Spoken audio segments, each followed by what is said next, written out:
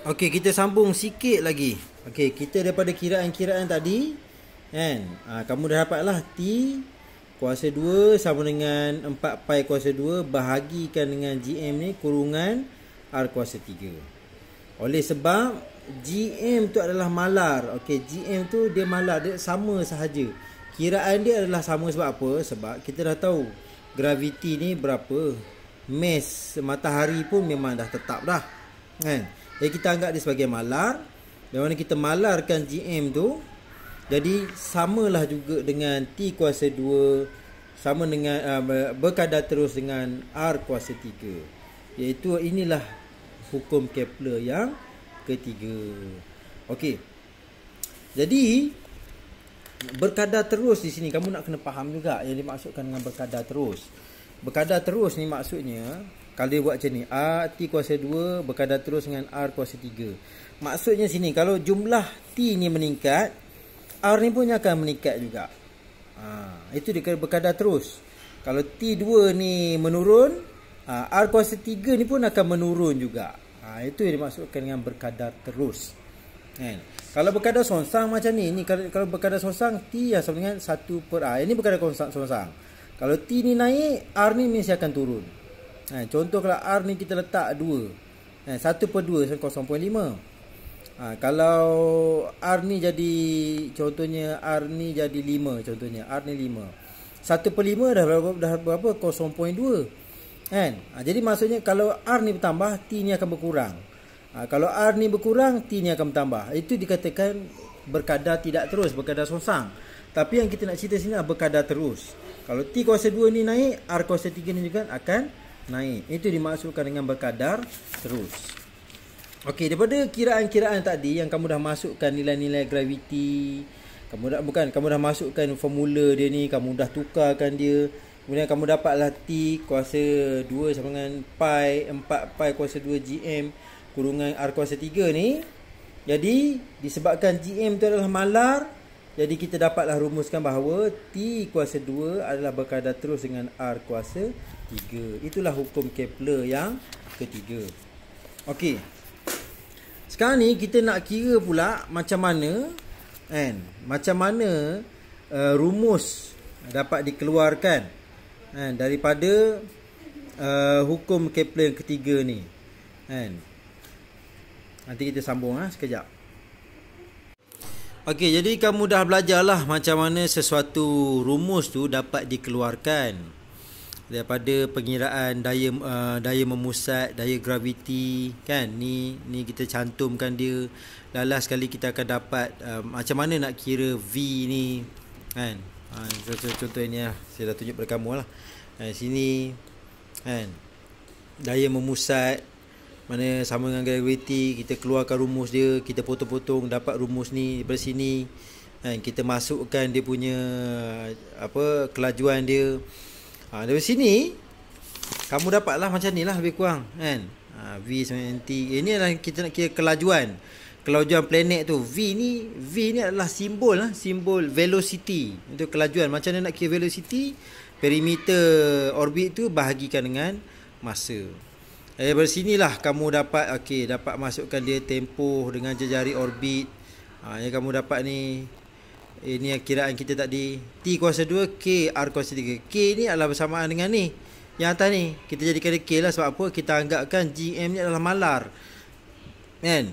Jumlah GM tu adalah malar. Sebab apa? Jisim matahari malar lah kan.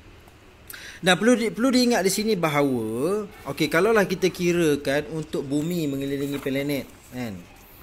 Bumi tu mengelilingi planet. Jadi dalam ni M ni adalah M untuk matahari kan.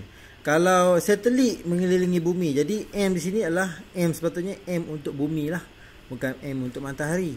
Dia siapa yang dikelilingi siapa? Kalau matahari, kalau macam ni matahari soalan dia tanya pasal bumi, dia punya daya.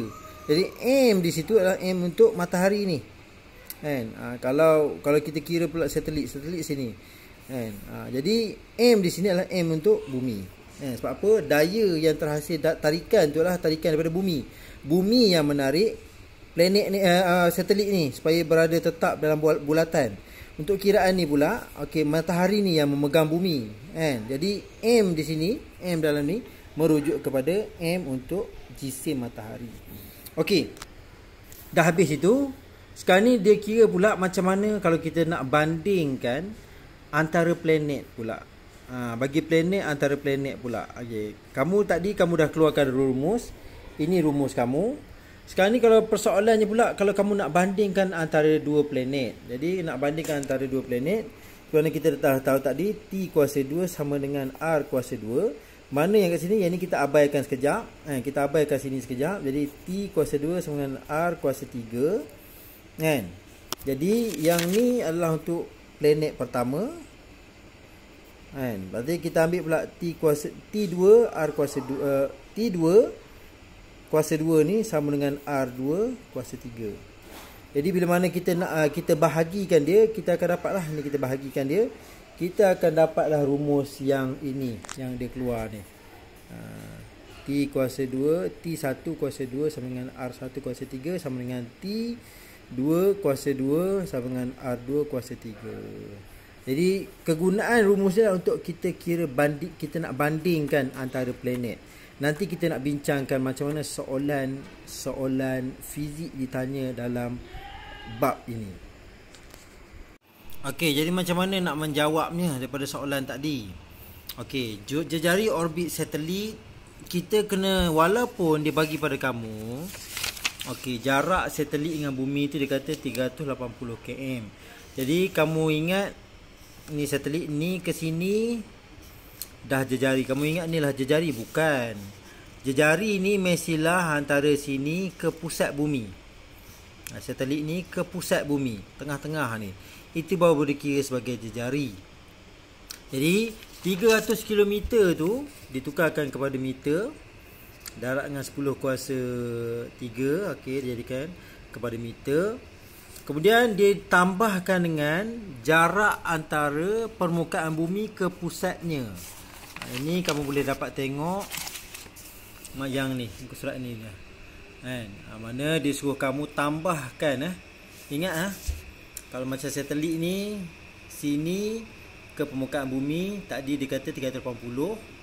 Tapi sini ke pusat bumi, itu kamu kena ingat berapa dia punya bilangan, berapa dia punya ni jumlah dia, berapa amount dia. Permukaan bumi ke pusatnya 6.37 darab 10 kuasa 6. Jadi bila mana kamu tambah tu, barulah kamu dapat 6.75 darab 10 kuasa 6 meter. So jangan tersilap situ, jangan tersilap situ. Jangan sekadar ambil jarak antara satelit dengan permukaan bumi sahaja. Kamu kena kira jarak permukaan bumi ke pusatnya. Tambah dua tu barulah kamu dapat jejari orbit satelit. Okey, jejari orbit bulan ni memang dah betul lah 3.83 darab 10 kuasa 8 yang dia tunjukkan tu memang betul lah. Jari dia tu dia memang kira daripada pusat lagi. Okey, tempoh orbit satelit itu yang ditanya. Dan tempoh orbit bulan ini yang diberilah, maklumat diberi. So kamu masukkan semua maklumat-maklumat ni ke dalam ni. Dalam rumus ni, dan kamu masukkan dia dan masukkan tinggal T2 ni yang kita sedang cari. Dan kamu punca kuasakan dia nanti, kamu dapatlah 1.53 jam.